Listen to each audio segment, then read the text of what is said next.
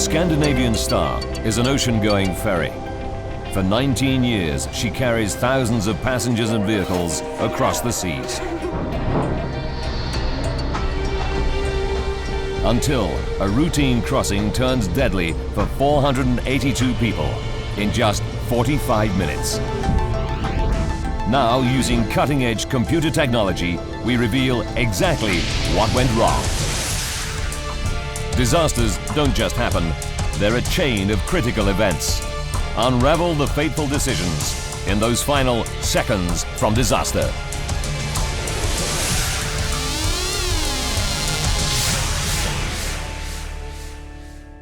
Norway. Oslo. Friday, April 6th, 1990. It's the start of the Easter holidays, and after a brand new renovation, the 142-meter-long cruising ferry Scandinavian Star has just joined the popular route between Norway and Denmark. She's due to depart from Oslo at 7:30 p.m., carrying cars and 383 passengers and 99 crew. But the loading of the ship falls behind schedule. Waiting in a car on the dock with her family is Heidi Jensen. She was just 11 years old.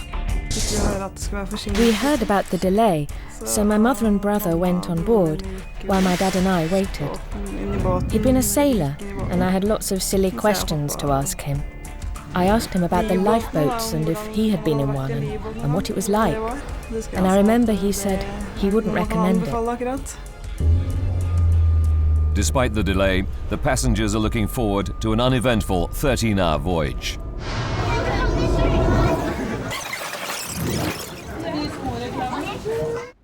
A restful week beckons for Jan Harsum, his pregnant wife Christine, and their 1.5-year-old son, Halvor. We decided to go on Easter vacation to have some fun. We were looking forward to it, because we were expecting that summer to be very busy. Spring was in the air. There was a nice atmosphere. The weather was clear. Perfect conditions for the 12,500-ton Scandinavian Star. Built in 1971, she's a 9-deck vessel. Deck 3 carries cars and trucks in the center and is lined around its edges by 2 decks of passenger cabins. But most of the passenger cabins are on Deck 5. There are 3 decks above these with lounges, shops, a restaurant, bar and disco. These are put to good use on a route well known for its duty-free party atmosphere. The bridge housing the ship's main controls is on Deck 8. On duty that night is Hugo Larsen. The passengers are in safe hands. He's been a ship's captain for 22 years.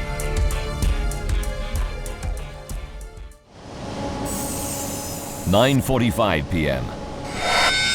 The mooring lines are cast off, and the Scandinavian Star finally gets underway 2 hours 15 minutes late.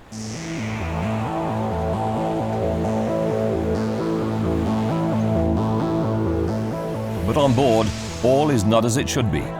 The interior renovation is unfinished, and there's confusion over the simplest tasks. Jan Harsum has already had a mix-up over his cabin number, and at reception, the problems continue. Then the key we were given wasn't the right one, so I had to go all the way back to reception again to get a new key. Even an 11-year-old can see that all is not right on the ship. The crew didn't understand Norwegian or English or anything, and were running about looking very stressed. But soon, the disorganization seems little more than an inconvenience. They put the problems behind them and begin to enjoy the restaurant, bar, and other facilities on board. I was looking forward to going to the tax-free shop and doing some shopping. It's the sort of thing girls that age enjoy. I didn't want to stay in the cabin. That was boring.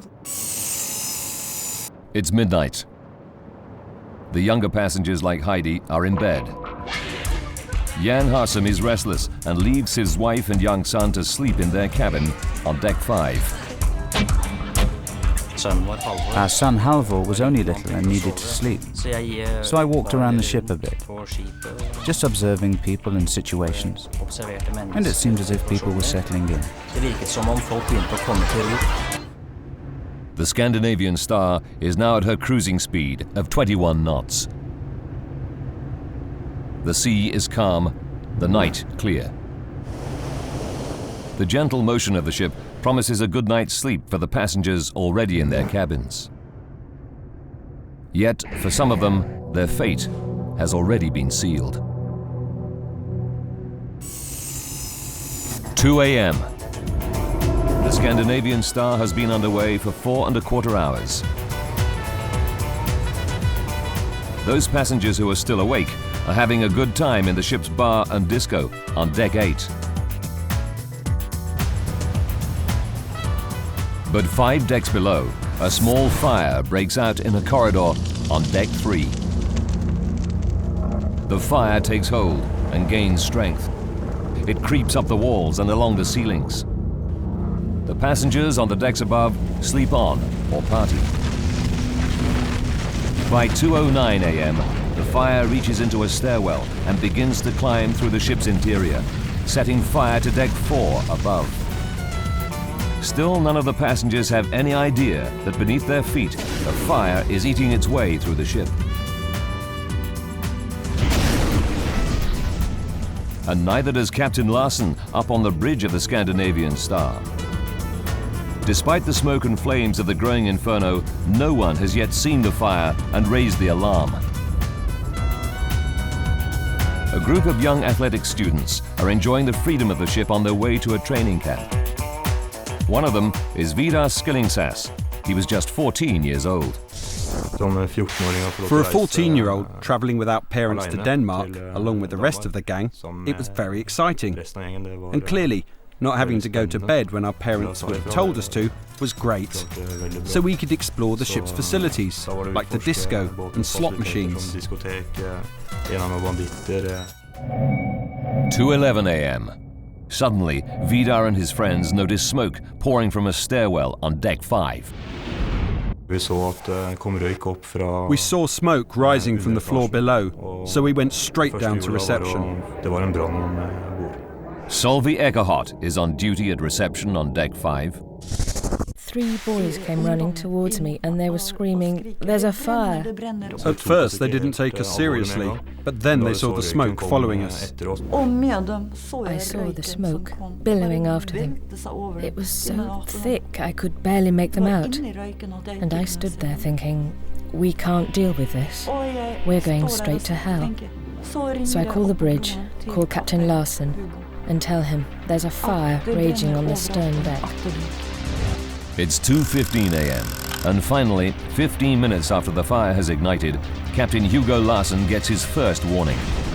Simultaneously, warning alarms, which only sound on the bridge, go off as other people see smoke and raise the alarm by hitting the emergency switches. But Captain Larsen has no idea of the scale of the fire. Every decision he makes, every turn of events over the next 30 minutes will affect the lives of the 482 people on board.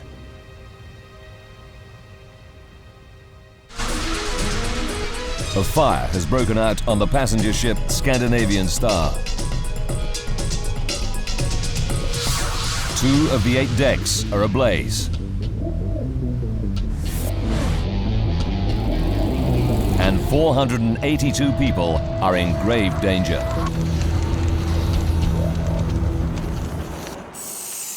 (2:15 a.m.) Fire alarms go off on the bridge to warn the captain. On most ships, this is the only place they can be heard. Captain Larsen immediately begins to close fire doors one by one using the remote controls on the bridge. This is standard safety procedure on a ship to stop the fire spreading through the interior. This course of action will turn out to be a vital clue in the investigation that follows. Next, he sounds the ship's general alarm to alert everyone on board that there is a fire. This warning signal should be audible throughout the ship. 2:20 a.m. 3 decks below the captain, on deck 5, Jan Harsem is woken by his pregnant wife. They're sharing a cabin with their 1.5-year-old son, Halvor. And then I see Christine leave the cabin. And I pick up Halvor on my arm and leave. The moment I get out into the corridor, I realize I've come straight from a deep sleep into something I really cannot comprehend. Because I cannot see anything. There's smoke everywhere like a thick, thick fog. So I can't even see the walls of the corridor around me. All Jan can do is grab his son and run through the thick smoke, trusting his memory of the ship's layout. He can't even see his wife Christine, who has left the cabin just seconds before him. By now, the fire is a raging inferno, and it spits out a fireball that races across an open area from one side of the ship to the other on deck 5. Both sides are now ablaze. The fireball passes only meters from the closed door of the cabin where 11-year-old Heidi Jensen and her family are sleeping. The corridor outside is almost engulfed by the flames. I just stood there screaming and staring into a wall of flames. There was lots of crackling. It was horrible. And then my dad gave me a push in the back, and I ran. That was the worst bit, running away from the flames. And when I got upstairs, I thought they were following me. Frightened Heidi runs straight into a group of fleeing passengers who lead her to the relative safety of the lifeboats on deck 7. The fire is now burning on decks 3, 4, and 5. The staircase acts as a chimney, sucking the fire upwards. It continues to climb, igniting the restaurant on deck 6. Coughing frantically, Jan Harsem manages to find his way out into the fresh air at the back of the ship on deck 5. But his pregnant wife is missing. Leaving his son with others, Jan tries desperately to find her. I attempted to go back down the stairs again with the intention of looking for Christine. But I was met with such a mighty burst of smoke that came up the stairs that I remember the thought occurring to me that if I do not turn around and go back up now, then Halvor will lose me as well. 2:24 a.m. On the bridge of the blazing Scandinavian Star on deck 8, Captain Larsen has no accurate information on where the fire has reached or how fast it is spreading. Realizing the situation is out of control, he sets his VHF radio to the international emergency frequency, channel 16. Mayday, mayday, mayday. Scandinavian Star is on fire. He sends out a mayday to any ships in the area. It's the most extreme distress signal at sea. Mayday, mayday, mayday. To make it easier to launch the lifeboats, Captain Larsen also cuts the engines. The Scandinavian Star is now adrift, approximately 30 kilometers from the nearest port, Lysekil in Sweden. By 2:30 a.m., the ventilation is off, another safety procedure. Unfortunately, this allows smoke to invade the passenger cabins all over the ship through the door vents. The passengers trapped in the cabins are in a terrifying situation. They have nowhere to run. In desperation, those awake seek refuge from the smoke anywhere they can, in the closets, in the showers, but there is nowhere to hide. The ship's crew are in chaos. There are no clear emergency procedures for them to follow. Only a few of the crew think to put on breathing apparatus. They go into the choking, smoke-filled interior, searching for survivors. One of them is Staff Captain Kirsten Hansen. He described the awful scene to the ship's receptionist, Solveig Ekerhard. He had a terrible experience down there. One mother, he said, had sat with her back to the wall, holding her 2 children. They were dead. He wanted to take her up, but she said no. Let me be. I want to die with my children. And then she died. 2:50 a.m. 25 minutes after receiving the Mayday distress signal, the ferry Stena Saga is the first ship to arrive on the scene. One of her crew reaches for his video camera and records the sight that greets them. This is the actual video that he recorded. The waters around the blazing ship are filled with drifting lifeboats. The fire is completely out of control. The captain of the Stena Saga, Lennart Nordgren, describes the scene. We saw the whole of the stern ablaze. We could hear people screaming, and we could also hear the noise of the fire itself, a crackling sound, a bit like popcorn. The flames were 12 to 15 meters high. Other vessels join the Stena Saga, and between them they begin the painstaking job of retrieving the drifting lifeboats. It's 3:20 a.m. Smoke fills the bridge of the Scandinavian Star where Captain Larsen stands. He tells Captain Nordgren on the Stena Saga that he must abandon ship. Nordgren knows that the captain should be the last to leave his ship, and he wants to be sure. This is a recording of their actual conversation. Stena Saga, Scandinavian Star. Scandinavian Star, Stena Saga. I specifically asked him if everybody had been evacuated, and he answered in his own words, "As far as I know, I think everyone has got away." But the truth is that the Scandinavian Star's captain has made a fatal mistake. More than 30 people remain. They're trapped outside at the rear of Deck 5 on the ship their captain has abandoned. They can't reach the lifeboats on Deck 7. The fire is blocking their way. The water is too cold to jump. Jan Harsem is trapped and desperate to protect his baby son from the inferno. Very heavy smoke rose from all the openings in the ship. The fire had an overwhelming energy to it. We heard what sounded like deep thunder rolling inside the ship. Rescue boats spot them and send lifeboats to the rear of the blazing ship. Jan escapes by climbing precariously down ropes with his young son strapped to him.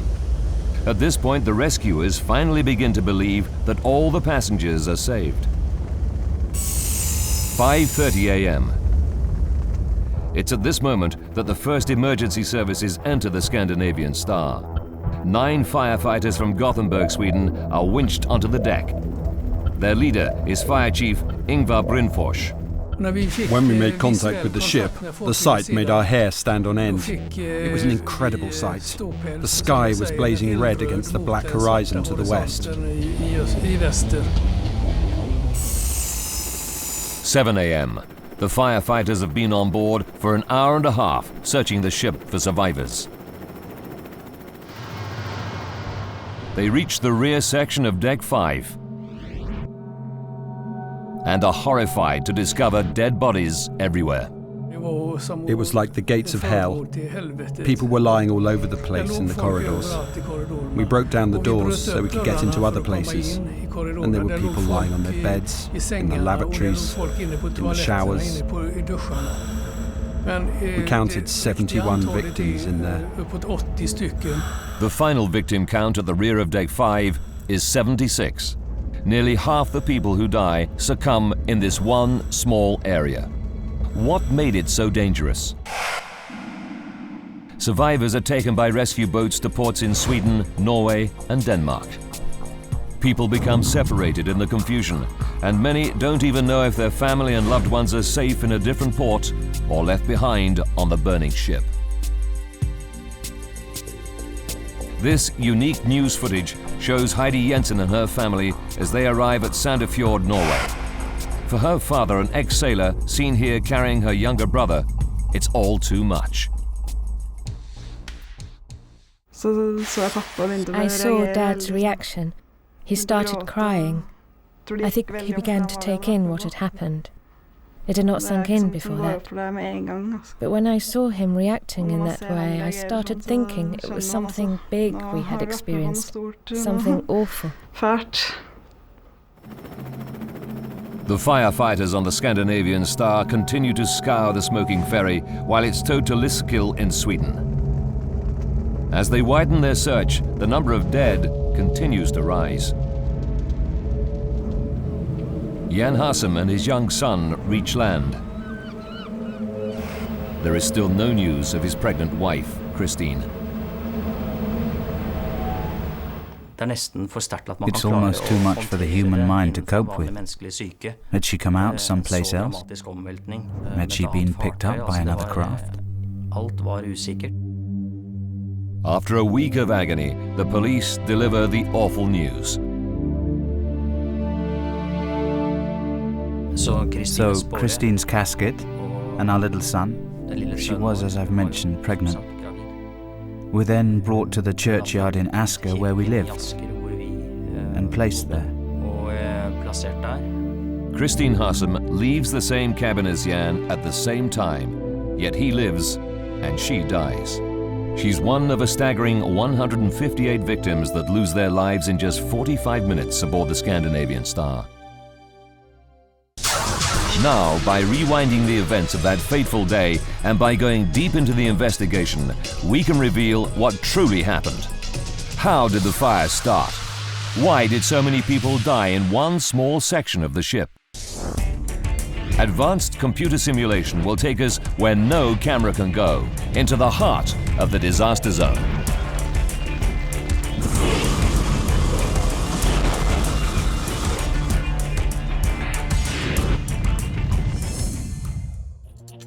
A team of Scandinavian experts is assembled to investigate the disaster.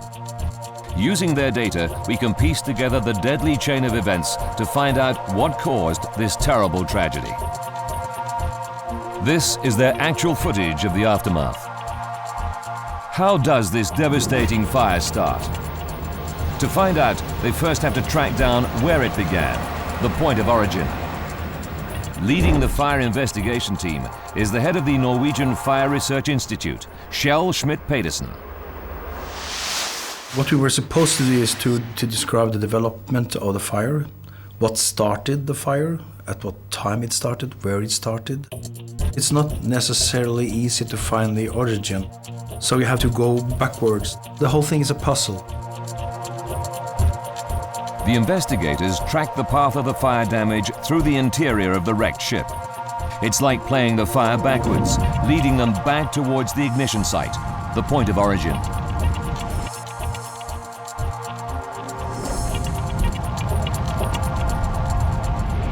The trail ends in a corridor on deck 3.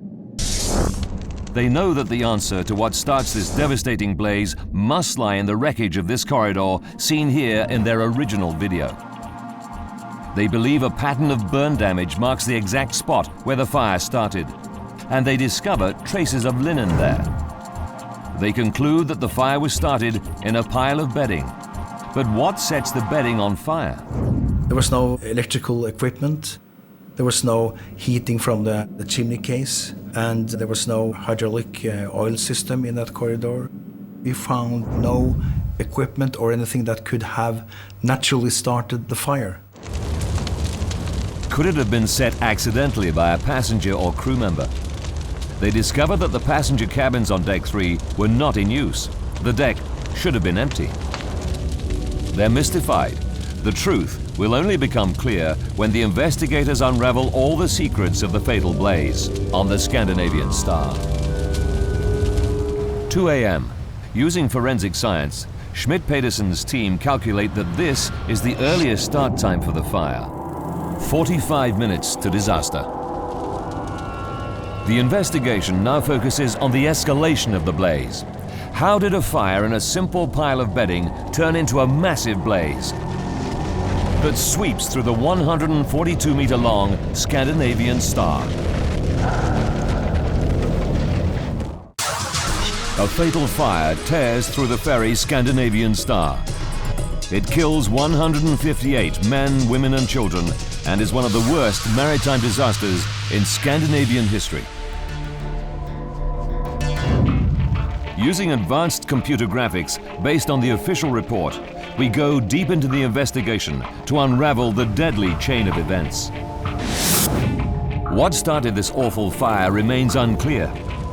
Fire investigators do establish that 2 a.m. is the earliest possible moment that the fire began, when a pile of bedding on deck 3 ignited.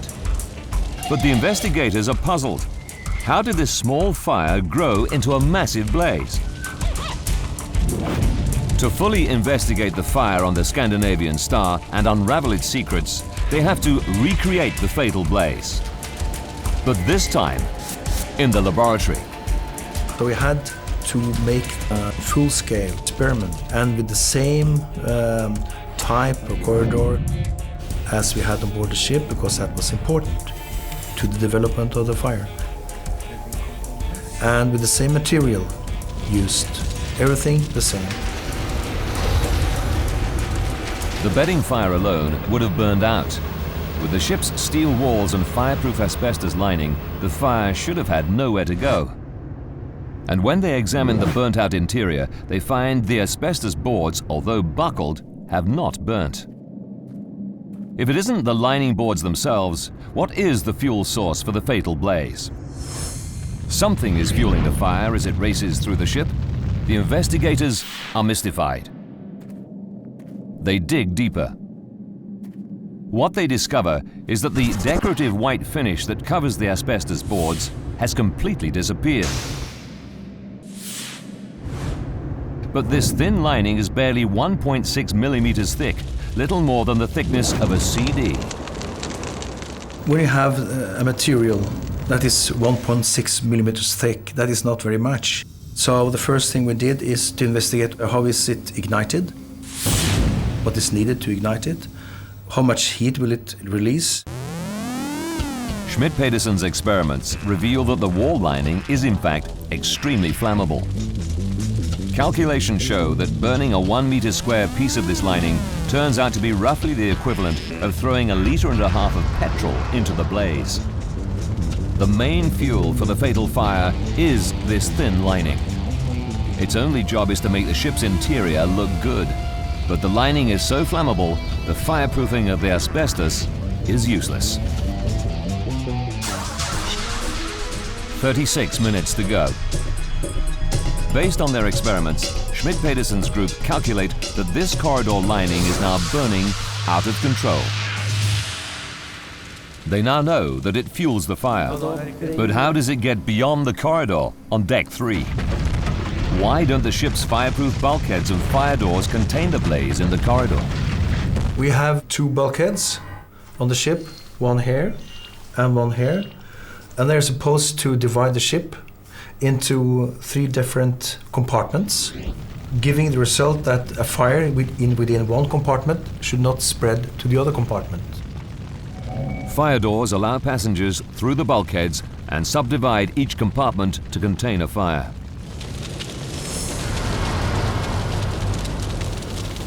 But all this is useless if the fire doors are not shut. On the bridge, Captain Larsen closes fire doors by remote controls in areas where fire alarms are activated. But on the Scandinavian Star, the passenger area fire alarms are not automatic. They can only be activated manually. It means that doors are only shut in areas where people see the blaze and press the alarm button. And of course, in the area where the fire started, there was no one pushing any button. So the doors were kept open.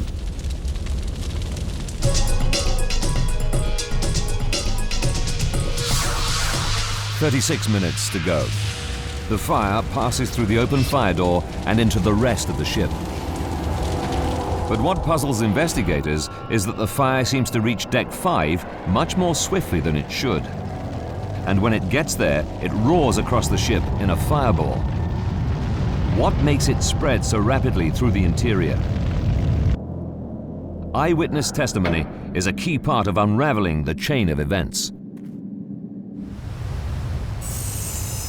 25 minutes. Kristen Blindheim stumbles out of his cabin on deck 4 towards the nearby staircase. We were only a couple of meters from the stairwell, and there was black smoke rolling down the stairs. But hot smoke should rise, not fall. How can Kristen Blindheim see smoke traveling down the stairwell? That is a bit puzzling that the fire is going like that. So we were a bit, not surprised, but we thought that was weird. Investigators follow the trail of the smoke and fire damage downhill. It leads them to this door on deck 3, where the passenger area joins the car deck. This photograph from the investigation shows a pattern of fire damage which leads them to believe that the door was partly open during the fire.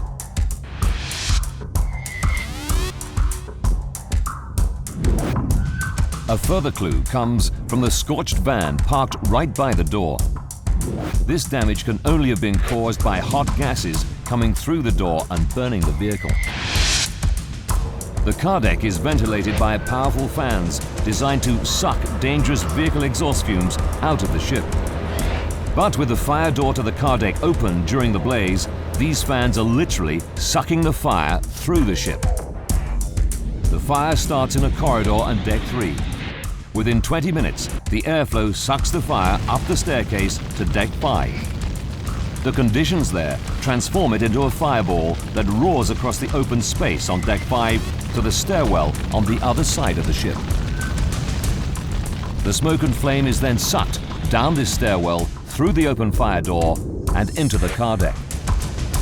By the time the ventilation fans are all off, 10 minutes later, it's too late. But what is still a mystery to the investigators is why 39 victims at the back of deck 5 failed even to get out of their cabins.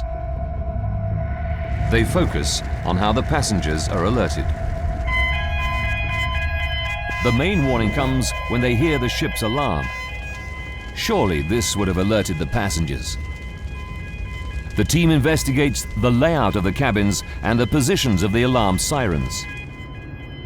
They discover that for 59% of the occupied cabins in the rear of deck 5, the sound level of the alarm is less than 57 decibels, substantially quieter than inside a Rolls-Royce traveling down a freeway.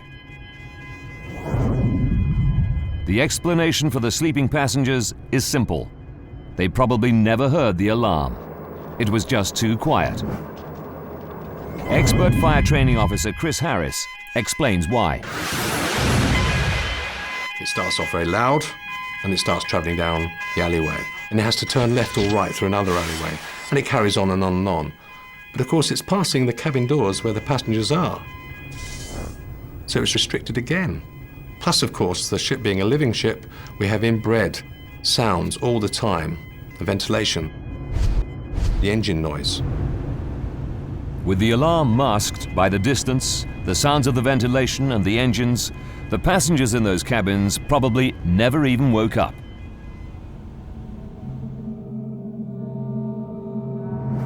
But 37 of the victims at the rear of deck 5 are found in the corridors outside their cabins. These people must either have heard the commotion or the alarm. Why did they fail to escape? What mysterious breaks in the chain determined who lived and who died? A routine cruise on the ferry Scandinavian Star turns deadly when a massive fire on board leaves 158 people dead. With 30 minutes left, the alarm sounds and the people in the rear of deck 5 try to make their escape. 37 bodies are found in the corridors. Jan Harsem's wife Christine is one of those victims. And yet, Jan, escaping from the same cabin at the same time, survives. What did they do differently? Investigators are mystified. They study the layout of the ship for clues about the mysterious death zone at the rear of deck 5.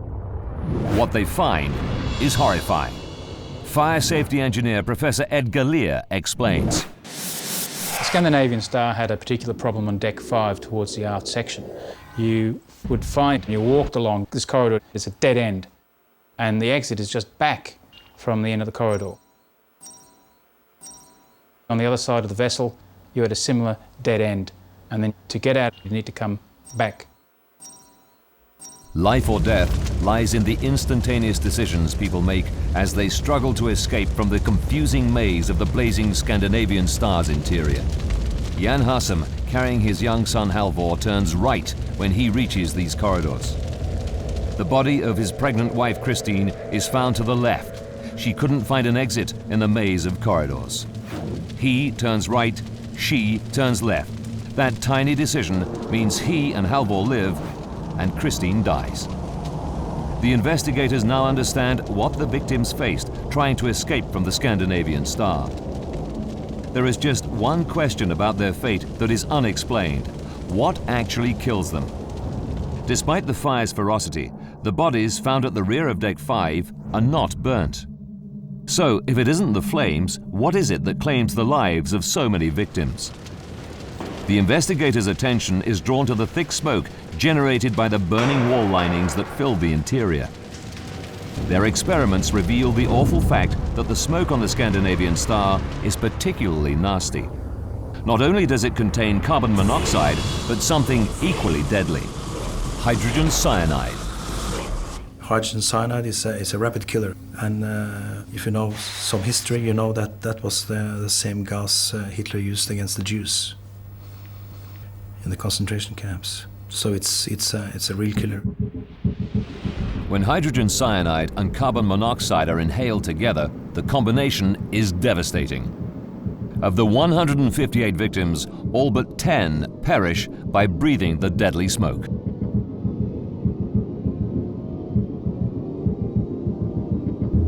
At some stage before death is coming, you are incapacitated, you're unable to move, and then you're trapped, and then death is coming.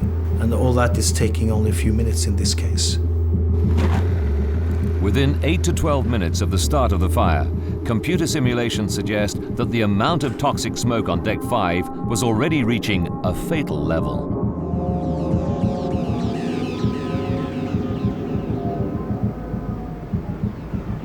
We reckoned that when the captain got a message of the fire, saw this light comes up on this board, the situation was critical already for the people on board. Once the toxic smoke reaches the passenger areas, the timeline becomes less exact. The victims did not survive to record them. 45 minutes after the fire starts, Schmidt-Pedersen's group calculate that the disaster is complete.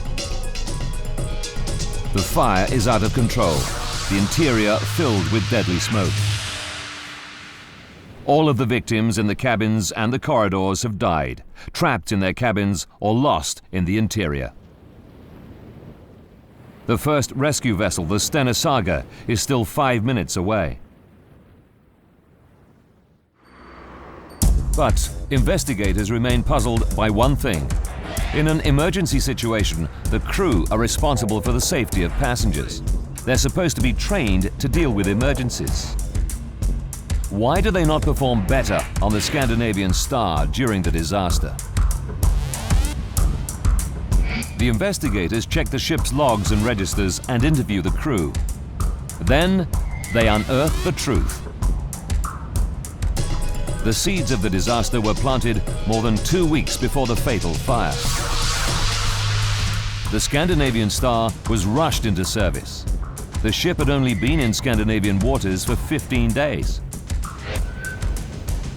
Before that, she'd been doing a completely different job, working as a casino cruise ship more than 5,500 kilometers away in Miami with a different crew. The ship's management had scheduled just 10 days to convert the ship from a floating casino cruise ship to a passenger ferry and train an almost completely new crew. It's not nearly long enough, as Master Mariner Captain Emma Tiller explains. I would not consider 2 weeks reasonable to train the crew up on a new vessel with a new layout. I would consider somewhere in the region of 6 to 8 weeks to be more reasonable. Not one single fire drill had been carried out. Even more disturbingly, they discovered that many of the new crew spoke neither English nor any of the Scandinavian languages. A fact that many of the passengers had spotted before the catastrophe. Later in the evening, I realized that many of the crew were Portuguese and didn't speak Norwegian, and to some extent, not English either. Confusion in the multilingual crew is a problem on board from the very start of the ferry's journey. When the catastrophe happens, the crew organization simply falls apart. As Lennart Norgren, captain of the rescue ship Stena Saga, explains. It turned out later that so much was missing, both in crew training and conditions on board, that they were absolutely not ready to go into service. The Scandinavian Star was simply an accident waiting to happen. Yet none of this explains the final key question. How did the fire start in the first place?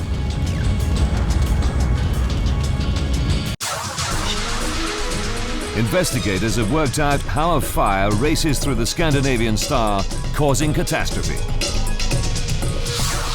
Now they focus on how the fire started. They make a chilling discovery. It isn't the first fire on board the ship that night. 15 minutes before the fatal blaze, there was another fire. Kristen Blindheim witnessed it firsthand. It happens right outside his cabin. I tear the door open and see flames from the floor to high up under the ceiling.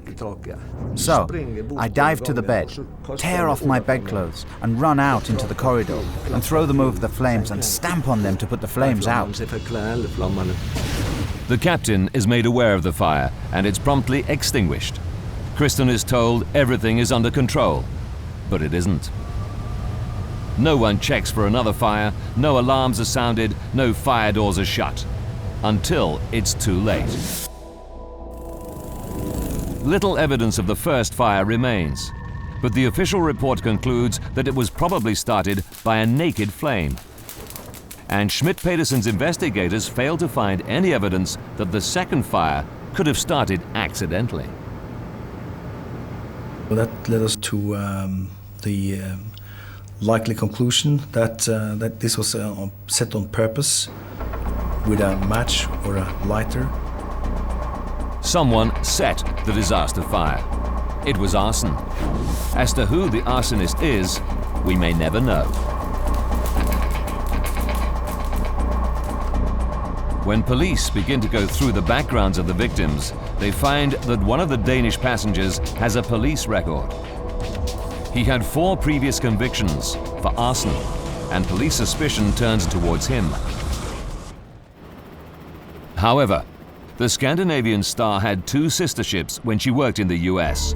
All 3 of them had suffered major fires in the 7 years preceding the disaster. In fact, only 2 years before the fatal voyage, there was a major incident on the Scandinavian Star herself when her engine room caught fire. The ship was heavily criticized at the time by the US accident investigators, the National Transportation Safety Board. One of their main findings, lack of a common language amongst the crew, exactly what the Scandinavian investigators conclude. A deadly chain of events leads to the disaster.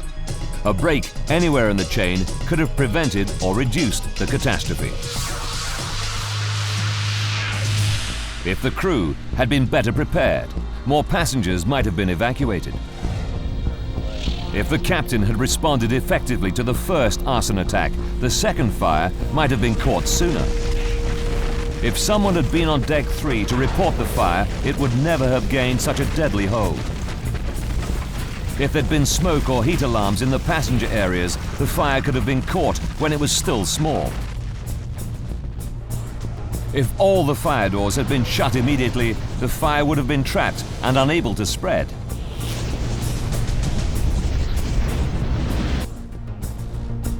If the alarm had been louder, more of the sleeping passengers would have been roused in the rear of deck 5.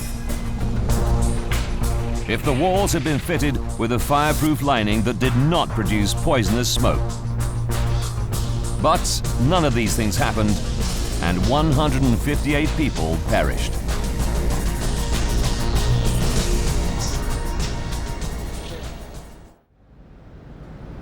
In a part of the world that prides itself on its attention to safety, this fire shakes Scandinavians to the core. It's one of their worst maritime tragedies. The official report condemns the ferry operating company and the captain. Captain Larsen and the ferry company's owner and shore manager are all given 6-month jail terms for their negligence. For the survivors, the devastating effects of the tragedy remain. The dreams of 11-year-old Heidi Jensen are disturbed for years. I kept imagining that there was fire around me, around my feet. I thought there were flames everywhere. When I was in one room, I'd imagine next door was full of flames. Jan Harsum had to bring up his young son alone. He remarried 12 years later. He's since become an expert in safety at sea and devotes much of his time attempting to improve safety on ships operating across the globe. The issue of ships with inadequate safety is international. So you could be traveling in Europe, you could be in the USA, and you could at any time find yourself in the same situation, because this problem has not been resolved. But out of the disaster come some lessons and some hope.